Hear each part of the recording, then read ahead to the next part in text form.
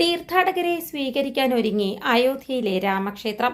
ക്ഷേത്രത്തിലേക്കുള്ള പ്രധാന കവാടത്തിൽ ആന, സിംഹം, ഹനുമാൻ, ഗരുഡൻ എന്നിവയുടെ അലങ്കരിച്ച പ്രതിമകൾ സ്ഥാപിച്ചു. രാജസ്ഥാനിലെ ബൻസി പഹാർപൂർ പ്രദേശത്തു നിന്ന് ലഭിച്ച കല്ലുകൾ ഉപയോഗിച്ചാണ് പ്രതിമകൾ നിർമ്മിച്ചിരിക്കുന്നത്. ക്ഷേത്രത്തിലേക്കുള്ള പടികൾക്ക് ഇരുവശത്തും സ്ഥാപിച്ചിരിക്കുന്ന തട്ടുകളുള്ള സ്ലാബുകളിലാണ് ഈ പ്രതിമകൾ സ്ഥാപിച്ചിരിക്കുന്നത്.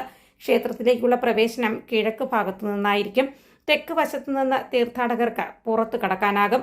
കൂടാതെ ക്ഷേത്രം 3 നിലകളിലായി തോന്നുന്ന തരത്തിലായിരിക്കും ഘടന. Trust general secretary Champat Rai പറഞ്ഞു.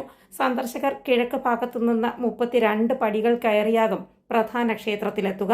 ട്രസ്റ്റ് പങ്കുവച്ച ചിത്രങ്ങൾ അനുസരിച്ച് താഴത്തെ സ്ലാബിൽ ഓരോ ആനയുടെ പ്രതിമയും, 2ാം നിലയിൽ ഓരോ സിംഹത്തിന്റെ പ്രതിമയും, ഏറ്റവും മുകളിലത്തെ സ്ലാബിൽ ഹനുമാന്റെ പ്രതിമയും ഒരു വശത്ത് ഗരുഡ പ്രതിമയുമാണ്.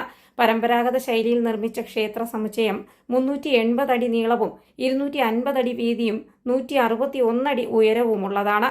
392 തൂണുകളും 44 കവാടങ്ങളുമുള്ള ക്ഷേത്രത്തിന്റെ ഓരോ നിലയും 20 അടി ഉയരത്തിലായിരിക്കും. ക്ഷേത്രത്തിൽ ഈ മാസം 22-ന് നടക്കുന്ന പ്രതിഷ്ഠാ ചടങ്ങിൽ പ്രധാനമന്ത്രി നരേന്ദ്രമോദിയാണ് മുഖ്യാതിഥി. ചടങ്ങിനായി അയോധ്യയിലേക്ക് വരാൻ തിരക്ക് കൂട്ടരുതെന്ന് പ്രധാനമന്ത്രി ആവശ്യപ്പെട്ടിരുന്നു. ഔപചാരികമായ പരിപാടി കഴിഞ്ഞാൽ എല്ലാ ഭക്തർക്കും അവരുടെ സൗകര്യമനുസരിച്ച് അയോധ്യയിൽ വരാം. ജനുവരി 22-ന് രാജ്യം മുഴുവൻ എല്ലാവരും വീടുകളിൽ ദീപങ്ങൾ തെളിയിക്കണമെന്ന് പ്രധാനമന്ത്രി അഭ്യർത്ഥിച്ചു. ജനുവരി 14 മുതൽ ജനുവരി 22 വരെ രാജ്യത്തുടനീളമുള്ള തീർത്ഥാടന കേന്ദ്രങ്ങളിലും ക്ഷേത്രങ്ങളിലും ശുചീകരണ യജ്ഞങ്ങൾ ആരംഭിക്കാനും ആവശ്യപ്പെട്ടിട്ടുണ്ട്. News desk India today.